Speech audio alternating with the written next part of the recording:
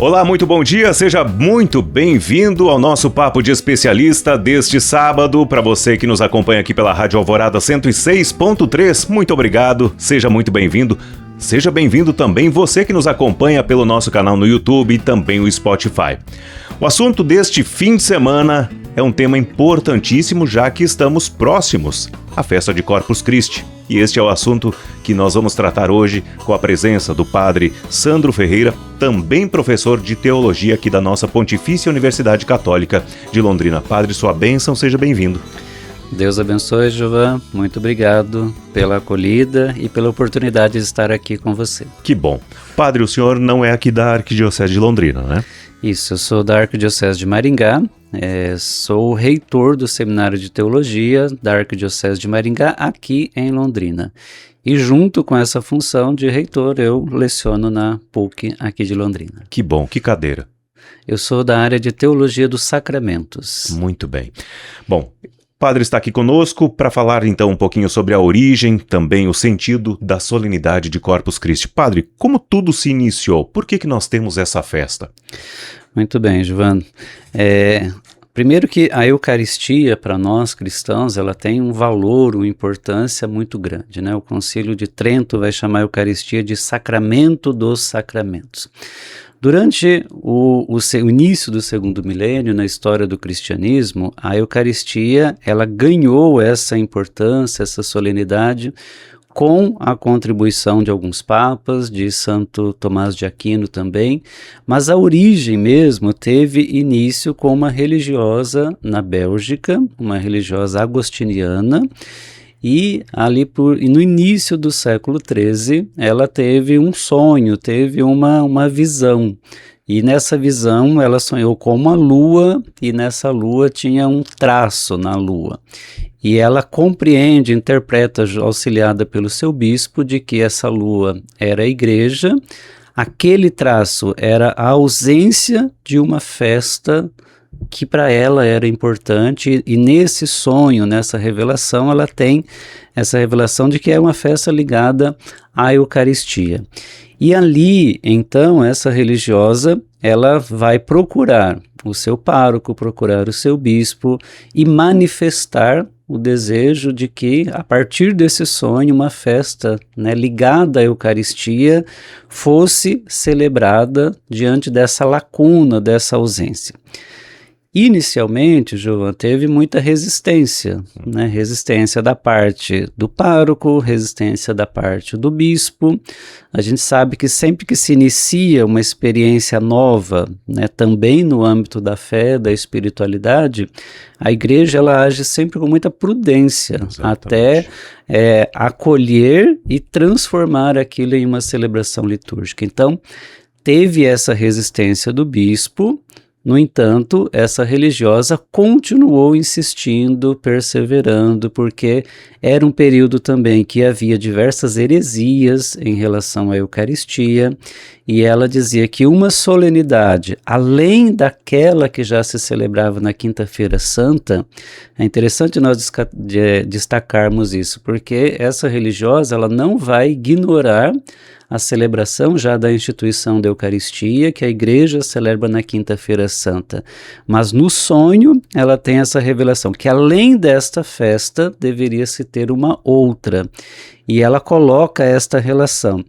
Essa outra memória, ou essa outra festa, como era chamado, hoje nós celebramos como solenidade na igreja, ela deveria ser celebrada para aumentar a fé dos cristãos, para propagar a devoção mariana naquelas pessoas que ali estavam e também para combater as heresias contra a Eucaristia. Ou seja, nós estamos falando, como mesmo o senhor explicou, do século XIII, é um tempo difícil, né, também dentro da igreja, mas é totalmente diferente como é hoje a solenidade, onde a gente sai acompanhando o sacerdote no tapete, enfim, era totalmente diferente no início, né? Até porque, como o senhor mesmo disse, havia essa resistência por parte, inclusive, da igreja. Isso. Não existia uma festa, uma solenidade ligada à Eucaristia nesse período em que os cristãos saíssem às ruas para celebrar. E aqui é importante, como nós estamos falando desse período, do início dessa festa, o bispo vai acolher inicialmente, o bispo da diocese de Liege, na Bélgica, vai acolher inicialmente como uma festa local, uma solenidade local em que aquela diocese e os fiéis daquela diocese celebravam. Depois, no ano de 1264, então se passa ali quase 5 séculos desde essa experiência dessa religiosa, a irmã Juliana, é que a igreja vai estender esta solenidade para o âmbito universal. O Papa Urbano IV, no ano de 1264, e essa data, ano de 1264, ela está ligada a um outro milagre eucarístico que aconteceu na cidade de Orvieto, na Itália. É uma cidade próxima de Roma, mais ou menos 1 hora e meia de Roma, e ali um sacerdote estava celebrando a Eucaristia, ele duvida da Eucaristia, e a Eucaristia que ele estava celebrando, ela se torna sangue sobre o corporal nessa cidade de Orvieto, onde é possível visitar até hoje em Orvieto, na Itália, esse milagre eucarístico. E o Papa dessa cidade de Orvieto, onde acontece esse milagre eucarístico, é que vai escrever uma bula estendendo esta solenidade, até então local, na Bélgica, para o âmbito universal. E a partir dali, o Papa ainda faz a relação nessa bula com a Quinta-feira Santa, com a celebração da Eucaristia, e é bonito a gente perceber na história da Igreja esta ligação entre as festas, as memórias, as solenidades, elas não estão em contraposição uma à outra. Sim. E o Papa faz questão de ressaltar isso. Enquanto na Quinta-feira Santa nós celebramos a instituição da Eucaristia e na chamada Corpus Christi, como nós chamamos hoje, lá era chamada solenidade do corpo e do sangue de nosso Senhor Jesus Cristo. E o Papa destaca que é a solenidade do corpo e do sangue, não é só do corpo de Cristo, como nós usamos hoje popularmente, falar Corpus Christi, o corpo de Cristo. Na bula, o Papa fala do corpo e sangue de nosso Senhor Jesus Cristo, ligado a esse milagre eucarístico de Orvieto, mas também a partir dessa visão que essa religiosa tem. E a solenidade de Corpus Christi, diferente daquela da instituição, ela vai ter então essa dimensão de levar Cristo às ruas. Lembra que a gente está num contexto de heresias, de confronto com a fé cristã, e o Cristo que sai às ruas é levado nesse sentido do Senhor que caminha conosco. Antes de nós finalizarmos o primeiro bloco, o Papa Urbano IV é o mesmo Papa que instituiu as primeiras ordens religiosas?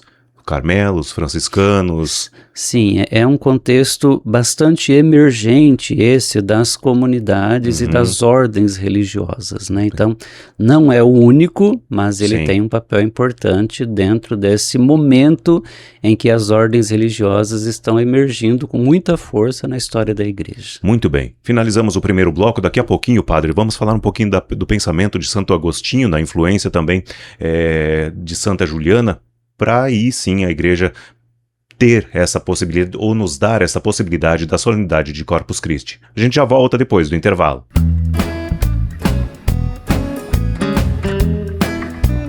De volta, segundo bloco do nosso Papo de Especialista, estamos recebendo Padre Sandro Ferreira, professor de Teologia da nossa Pontifícia Universidade Católica aqui de Londrina. Padre, ainda para finalizar o primeiro bloco, eu gostaria de compreender um pouquinho mais como o pensamento de Santo Agostinho, ordem a qual Santa Juliana pertencia, influenciou e nos deu essa compreensão da solenidade de Corpus Christi. Quando nós tratamos da teologia dos sacramentos, a reflexão de Santo Agostinho ela é bastante importante porque Nos primeiros séculos da Igreja, nós não tínhamos ainda uma teologia elaborada, estruturada a respeito dos sacramentos, embora eles acontecessem. Mas Santo Agostinho é aquele que vai procurar unir o gesto sacramental com as palavras que acompanham aquele gesto, né? Então, Santo Agostinho diz, por exemplo, há um gesto, que é uma matéria, una uma palavra e nós temos um sacramento. Então, por exemplo, em relação à Eucaristia, ao pão e ao vinho, né, que são matérias para o sacramento aqui da Eucaristia. Associe a esta matéria as palavras de Cristo na instituição da Eucaristia, as palavras que Cristo pronunciou na última ceia com os apóstolos, ali nós temos um sacramento. E Santo Agostinho, ele é conhecido também dentro dessa linguagem, né, da teologia dos sacramentos, pelas reflexões que ele vai fazendo nas Confissões, no livro De Trinitate, em outros livros. E aqueles que seguem Santo Agostinho, que são da ordem de Santo Agostinho, como era Santa Juliana, ela vai beber dessa fonte, dessas reflexões, né? Então, ela ter um olhar também para a Eucaristia, entendendo a Eucaristia como um sacramento e a necessidade de se criar uma festa a mais para celebrar essa presença de Cristo. Lembramos que a Eucaristia é a presença de Cristo quando Cristo volta para junto do Pai. Antes, né, dele morrer na cruz, ele celebra a ceia com os apóstolos. Então, é um modo novo de Cristo permanecer, né? Eu vou, mas eu não vos deixarei órfãos, eu estarei convosco e eu permanecerei convosco todos os dias. Então a Eucaristia é um modo de Cristo permanecer junto de nós. Não mais o Jesus de Nazaré, mas agora no seu corpo e no seu sangue. E Santa Juliana vai beber de toda essa fonte, essa espiritualidade agostiniana também. Padre, no primeiro bloco nós conversamos um pouco sobre os milagres que foram vistos e identificados. Também a Igreja se posicionou a favor, ou se posicionou num primeiro momento com a sua sabedoria, a sua espera, mas nós também temos os milagres que aconteceram. Um deles, nesse segundo bloco, o milagre de Bolsena. Bom, que relação existe entre o Padre Pedro de Praga, que duvidava da presença real de Jesus na Sagrada Eucaristia, para aí sim nós termos essa sequência de relatos para nós chegarmos na solenidade? Esse padre, então conhecido como Padre Pedro de Praga, é aquele que nós citávamos inicialmente, que duvidou da Eucaristia, né? O modo como esse padre ele se relacionava com a Eucaristia não é o único. Nós vamos ter outros milagres eucarísticos que acontecem neste período histórico, né? Mas se nós recordarmos aqui a vida desse padre, ele, enquanto celebrava a Eucaristia, ele duvida, né? Assim como em outros relatos, nós vamos ter essa transformação do sangue ali, do vinho, né, que após a Eucaristia, a narrativa da instituição é para nós o corpo e o sangue de Cristo. Ali o sangue, o vinho se transforma em sangue sobre o altar. A experiência daquele padre vai ser transformada, né, a dúvida dele se torna numa experiência de fé. E essas experiências também que nós temos nesse período histórico sobre essas dúvidas levou a Igreja a uma reflexão, e aqui auxiliado também por Tomás de Aquino, que depois vai se concretizar lá no Concílio de Trento, quase 3 séculos depois, a afirmar a presença real de Cristo na Eucaristia. Então, se o Padre Pedro, ele duvidava exatamente da presença de Cristo ali, naquele mistério que ele estava celebrando, a Igreja vai afirmar depois que após a transubstanciação, né, a narrativa da instituição, aquelas palavras que Cristo pronunciou na última ceia com os apóstolos, ali nós temos de forma real, substancial, o corpo e o sangue de nosso Senhor Jesus Cristo. Então, esses relatos de dúvida ou de experiências que eram marcadas, podemos dizer, por uma falta de fé na Eucaristia, levam a Igreja a, aqui então, afirmar a presença real de Cristo. E que peregrinação é essa que o padre Pedro realizou? Ele faz, então, aqui da cidade de Bolsena para a cidade de Orvieto, né, que é onde, como eu dizia, estava ali no início deste período do século XII, XIII também, vai realizar essa peregrinação no sentido de fazer com que aquela experiência que ele tinha experimentado fosse também vivenciada por outras pessoas. Não é ainda considerado nesse período histórico uma procissão, como nós temos com Jesus Eucarístico hoje na solenidade de Corpus Christi, mas é uma experiência de levar Cristo aos outros. E essa experiência depois, ela vai começar, interessante, que não começa na Bélgica, a procissão, e nem mesmo na Itália, que é onde acontece aqui essa experiência com o Padre Pedro, mas vai começar na Alemanha, na Arquidiocese de Colônia. Ali se começa, algumas décadas depois, essa experiência de fazer uma procissão com o corpo de Cristo, né? A partir dessas experiências iniciais, e a gente vai vendo como que em países diferentes, realidades diferentes, né, embora todos na Europa e próximos, mas Deus vai suscitando também experiências diversas em pessoas diferentes, para revelar-se também ao mundo, à humanidade, como nós hoje fazemos quando nós levamos Cristo às ruas, né, demonstrando a nossa fé. O Papa Urbano IV ele tem um papel fundamental nessa possibilidade de nos oferecer esta solenidade, tanto é que ele escreve um documento e justifica para que nós possamos celebrar de forma alegre a presença de Cristo. Exatamente. Eu acho que esse é o fundamento principal, com alegria estarmos diante de Jesus. Exato. E o Papa escreve em agosto de 1964 essa bula, que é a bula em que ele proclama que essa solenidade ela não seja mais só celebrada em Liege, na Bélgica, ou somente em algumas dioceses da Itália, mas seja celebrada em todo o mundo. E essas palavras que você usou são palavras desta bula, né, em que o Papa convida todos os cristãos a celebrar com alegria.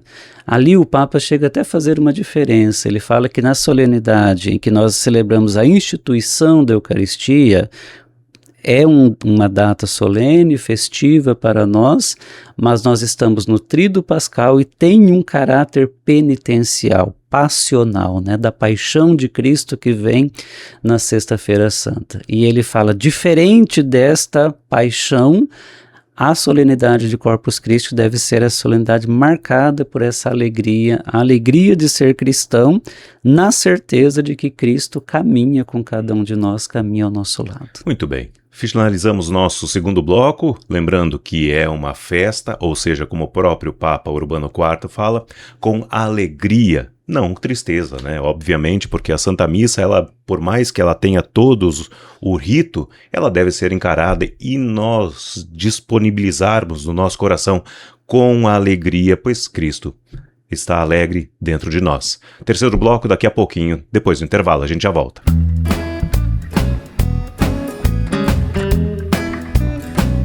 De volta, terceiro bloco, Papo de Especialista deste sábado, recebendo aqui no nosso estúdio Padre Sandro Ferreira, professor da Pontifícia Universidade Católica aqui de Londrina. Padre, São Tomás de Aquino, que contribuição importante ele nos deu para esta solenidade? Certo. Santo Tomás de Aquino, ele tem muita importância na história da Igreja, toda a Suma Teológica, a densidade, a profundidade da Suma Teológica de Santo Tomás contribuiu muito para a história da Igreja, né? Os séculos XII, XIII e os séculos que vêm depois beberam da fonte da teologia de Tomás.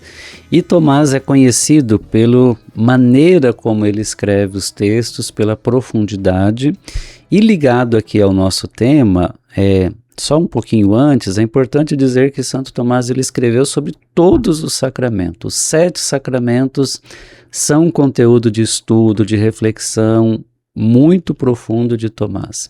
E claro que não poderia deixar de falar da Eucaristia. E nesse contexto em que a Eucaristia era questionada, tinha um elemento devocional bastante forte, a partir da bula do Papa, da proclamação, Santo Tomás ele vai escrever também um texto de forma poético sobre a Eucaristia. E a Igreja, reconhecendo a profundidade de Tomás de Aquino, vai então transformar esse texto de forma poética naquilo que nós chamamos hoje da sequência de Corpus Christi. A sequência é um texto litúrgico que faz parte da celebração. Nós temos, por exemplo, a sequência da Páscoa, quando nós celebramos, de Pentecostes, e temos uma sequência também de Corpus Christi que ele escreve sobre a Eucaristia, com alguns versos, a teologia que ele compreendia da Eucaristia. São Tomás de Aquino não é uma leitura fácil. Ela é profunda, por vezes densa, e requer um pouco de paciência para a compreensão. Exatamente, porque Tomás, ele tem uma reflexão onde ele faz uma premissa, que ele faz uma afirmação. E para ajudar na reflexão, aí está a profundidade de Tomás, ele vai fazer uma afirmação contrária àquela afirmação. E ele vai contra-argumentar a própria afirmação que ele fez para levar o leitor, a refletir, será que é isso mesmo? Por exemplo, os sacramentos são necessários à salvação? Parece que não são, vai dizer São Tomás. Ele faz uma reflexão para depois ele colocar os argumentos pautados na Sagrada Escritura e nos padres da Igreja. Então, é uma leitura que exige, de fato, um método. Exatamente. A Suma Teológica é prova disso, né? Exato. Tanto que eu comecei, mas não tive a capacidade mental de seguir em frente. Padre, referente ainda a São Tomás de Aquino, a lógica dele é muito rigorosa, isso nós tratamos agora. Como é que ele conseguiu unir essa profundidade teológica com a sensibilidade, por exemplo, como com os hinos, a sequência de Corpus Christi? Como é que se dá essa relação?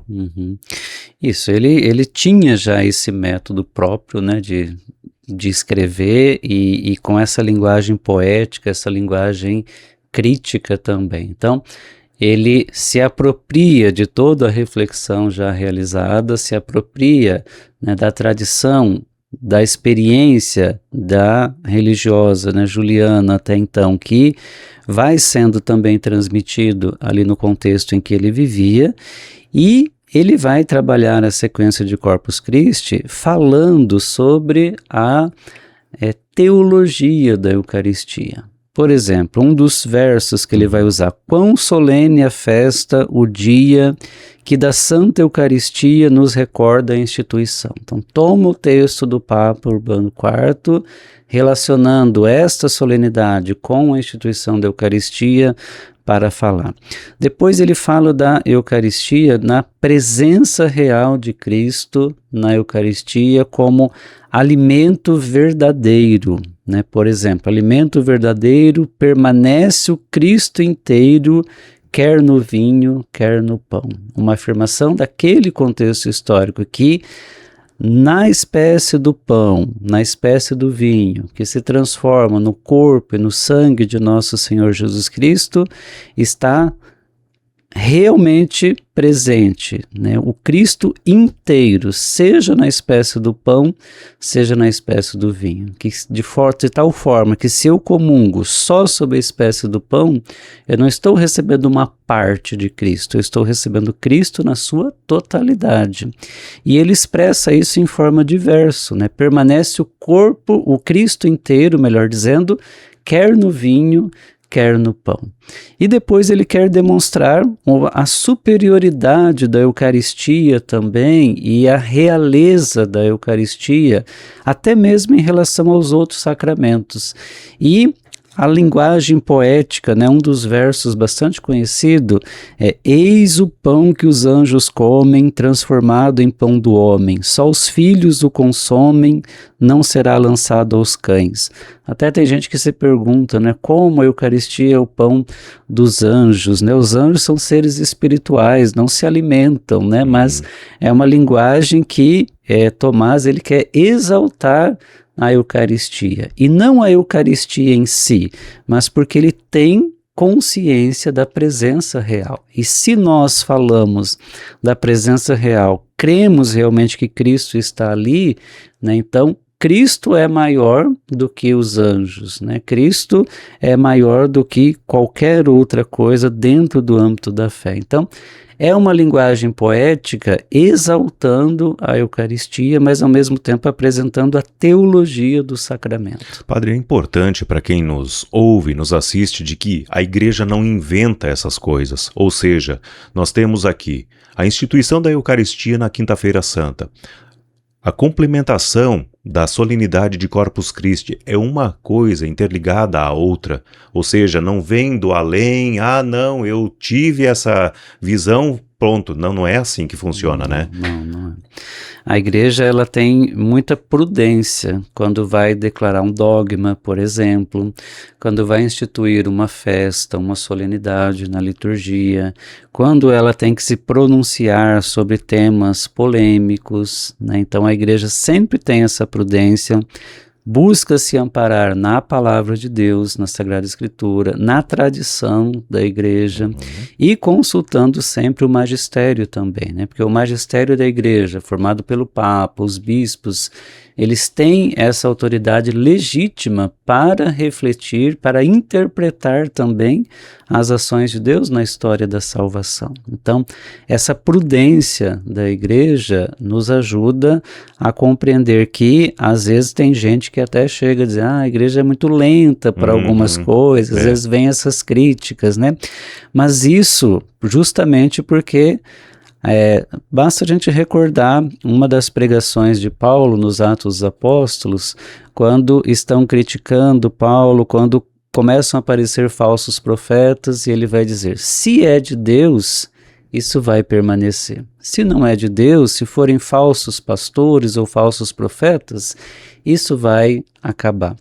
E isso a Igreja vai usando também dessa tradição, né? Porque aquilo que vem de Deus é aquilo que permanece. Né? Se uma experiência nova de fé tem de fato inspiração divina, mesmo com a Igreja esperando talvez alguns anos e às vezes até décadas, mas se é de Deus, aquilo vai se fortalecendo, vai ganhando uma configuração diversa até que a Igreja diga, sim, isso aqui é um sinal divino, isso aqui é uma experiência de Deus. E aí se proclama um dogma, se proclama uma festa litúrgica e assim por diante. E essa prudência, ela muito nos ajuda também a não agirmos de maneira momentânea, né? Não agirmos no impulso do momento. A gente vive hoje num contexto tão imediatista, né? Então essa prudência da Igreja, ela é fundamental para esses temas tão importantes. É verdade, isso se dá também, né, Padre? Para finalizar o nosso terceiro bloco, algum tempo atrás, não me recordo quanto tempo, assim como Maria Corredentora, se esperava que o Papa... Ponto, é assim, mas não é desse jeito que a Igreja responde aos anseios da humanidade. Terceiro bloco, finalizamos agora, daqui a pouquinho, o nosso quarto e último bloco do Papo de Especialista.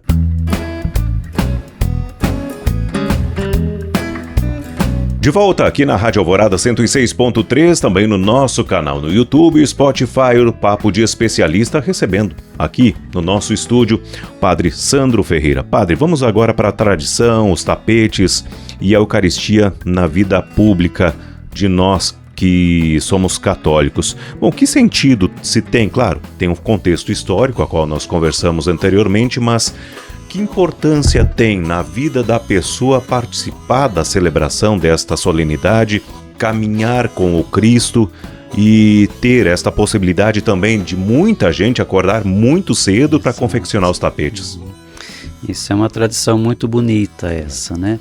Acho que, Giovão, a primeira coisa importante que vale a pena a gente destacar é que o mistério central desse dia é a Eucaristia celebrada, né? Esse elemento nós não podemos perder, porque infelizmente, alguns às vezes acabam valorizando mais a procissão do que a própria celebração eucarística, né? Então, a celebração eucarística, ela ocupa o lugar central. E a partir da celebração é que nós realizamos a procissão. A gente lembra, é sempre após a celebração eucarística que nós saímos com o Cristo eucarístico às ruas pelo tapete, caminhando, né, pelos tapetes. A história da procissão começou lá na Alemanha, como eu disse, foi se estendendo à igreja toda. E por entendermos que aquele que nós estamos levando às ruas é o próprio Cristo, na presença real, né, na Eucaristia que ali está, essa solenidade, esse gesto processional, ele vai ganhando também um aspecto solene, porque Cristo caminha conosco, está ao nosso lado, mas também ele é o nosso rei, é o rei do universo, e o tapete preparado, né, quer se destacar essa realeza, essa dignidade daquele que ali está passando, né? Tanto é que no local em que nós construímos o tapete, os fiéis caminham na lateral, né? Somente o padre que está com Cristo é que caminha em cima do tapete, mas o tapete não é para o padre, o tapete é para o Senhor, para o Cristo que ali está passando. Então, é muito bonito perceber o empenho, a dedicação de tantos fiéis que levantam de madrugada. Geralmente é um período frio, né, os dias de Corpus Christi, temperaturas muito baixas, e idosos, crianças, pessoas de todas as idades, justamente nesse sentido. Aquilo que nós fazemos é para Cristo. E Cristo, ele não merece qualquer coisa de nós. Cristo merece o melhor. Então, por isso, todo cuidado, os mínimos detalhes em que as pessoas vão preparando o tapete, é justamente nesse sentido. Para Cristo, na nossa vida, na nossa espiritualidade, nós devemos sempre dar o melhor. E nós expressamos isso, dentre tantas outras formas de espiritualidade, por meio também da confecção do tapete. Eu sou do tempo que as freiras davam catequese, padre, e elas sempre falavam, para Cristo o melhor. Ou seja, a sua melhor roupa utilize para ir para a missa, porque o seu melhor para o Cristo. Então eu acho que é um pouquinho dessa comparação também em relação ao tapete.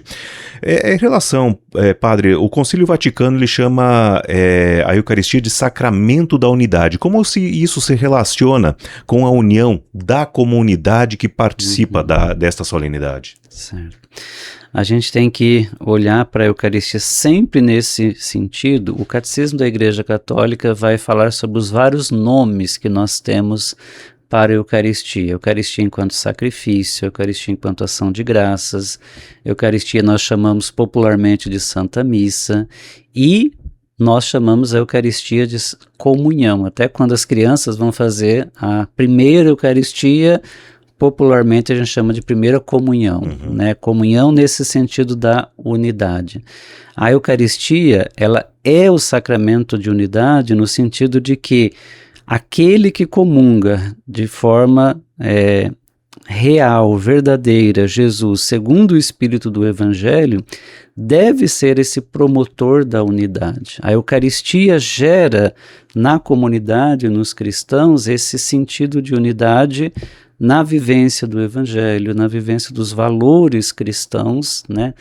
Por isso é chamado sacramento de unidade, porque o alimento que nos une enquanto filhos e filhas de Deus, que nos torna uma família. E nessa unidade nós somos chamados a manifestá-la concretamente no nosso dia a dia, né? Então essa comunhão ou unidade que o concílio vai falar é nesse sentido, né? O sacramento, a Eucaristia, o Cristo e o cristão, nós podemos dizer, nunca deveria ser aquele que vai promover a discórdia ou a divisão. O cristão nunca deveria levar adiante o mal. E aqui o exemplo é o próprio Cristo. A gente vê que o mal chegou até Jesus, na violência, na flagelação, na coroa de espinhos, em tantas outras formas.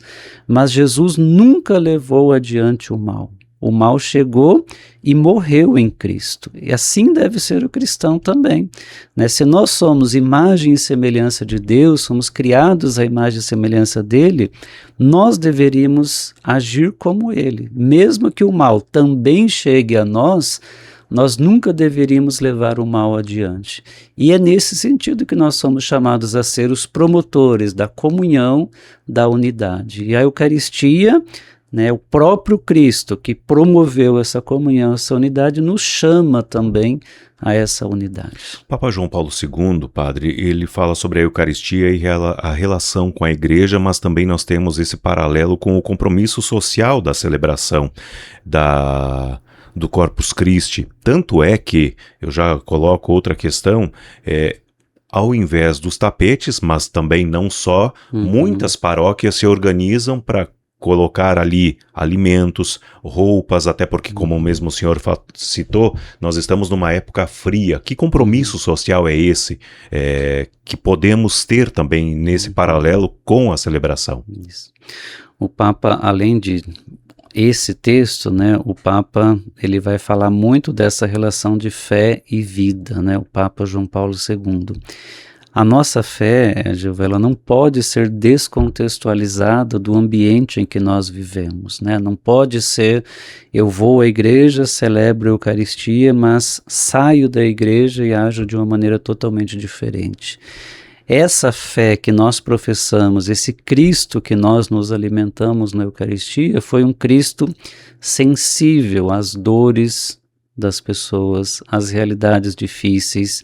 Cristo se compadecia daqueles que sofriam e a mesma imagem que eu usei, somos imagem e semelhança dele, nós também, né, na Eucaristia temos este compromisso social, esse compromisso de olhar também para aqueles que estão à volta. Então esse gesto, é importante a gente ver que a igreja não tem um documento que diz assim, o tapete deve ser desse jeito, com pó de serra, com sal, com alimentos, com roupas.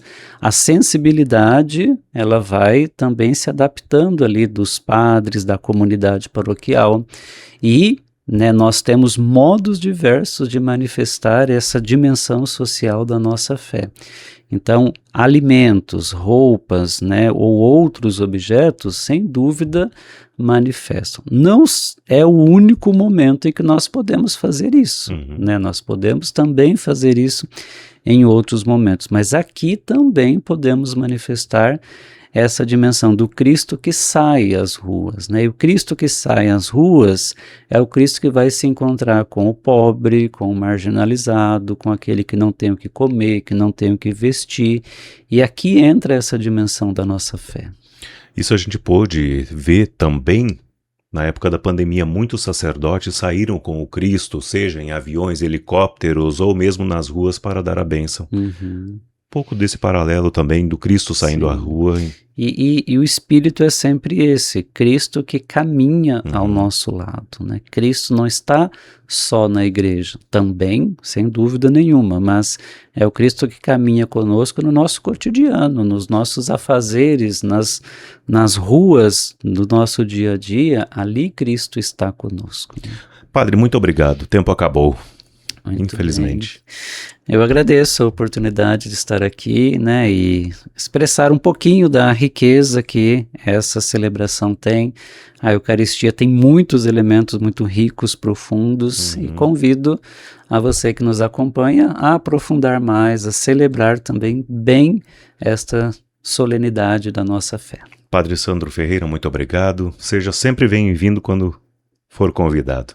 Amém, muito obrigado. E assim a gente finaliza o nosso Papo de Especialista deste sábado. Para você, um ótimo fim de semana. Fique com Deus. Até a semana que vem. Tchau.